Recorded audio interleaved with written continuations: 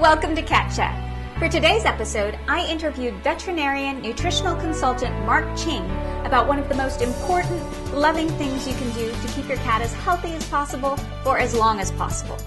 The actual interview with Marc was too long to include in this episode, so I'm going to give you a synopsis of what I learned. The interview is being posted separately though, so be sure to check it out. It's filled with important info. The main thing I took away is that, actually, I'm going to let Marc tell you. Dry food is like the worst food. Cats are obligate carnivores and need meat to make up the majority of their diet. Cats aren't built to process corn and other ingredients found in lots of dry cat foods. And when they eat things they can't process, it creates a breeding ground for disease. I also learned that cats in the wild get most of their water from their prey.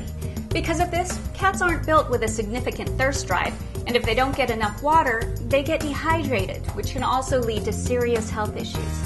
Canned food is a better choice than dry food for keeping your cat healthy. When I was growing up, I always heard that dry food was better for cats because it cleaned their teeth.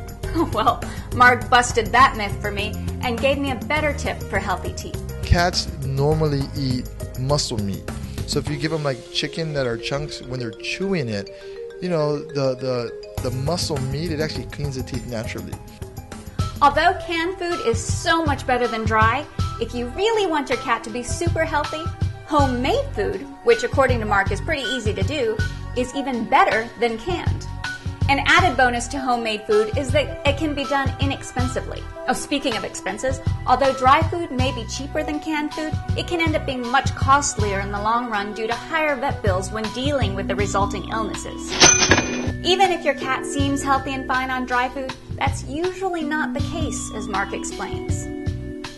You can't see what's happening on the inside, and I can guarantee you something is. Your cat may look fine, but they're not, and inside, if you could look inside, you probably see inflammation. You may see, mast cells coming out to fight all this undigestible material every day, and, they're really not doing well.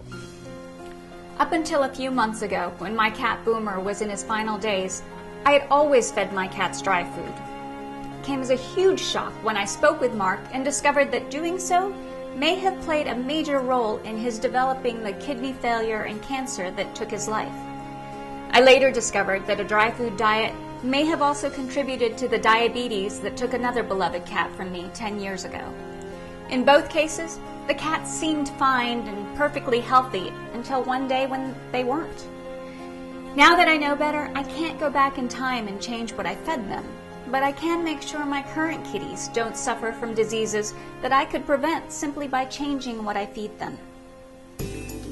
Food is such a major issue that we'll be doing more episodes on the topic. In the next episode, we'll focus on transitioning the dry food addict. In the meantime, if you have anything feline diet related that you'd like to share, please post your comments. Now let's go in and meet Lil Bit. Lil Bit is a 3-year-old purebred Russian blue who was rescued from the Kern County Animal Shelter the day he was scheduled to be euthanized. Sadly, there are no breeding laws in Kern, and it's all too common for purebreds to show up at that shelter. Lil Bit has been at Cat Connection for 5 months now. He's a big boy, 15 pounds, and he may actually think he's a dog. He loves being pat on the rump like a dog, and he'll even fetch. He adores people and loves sitting with them and sleeping with them. He also gives lots of kisses. Lil Bit is a sweetheart and is sure to bring tons of joy to his new family. To meet Lil Bit, give Cat Connection a call or stop by the cattery. That's it for today. See you next time on Cat Chat.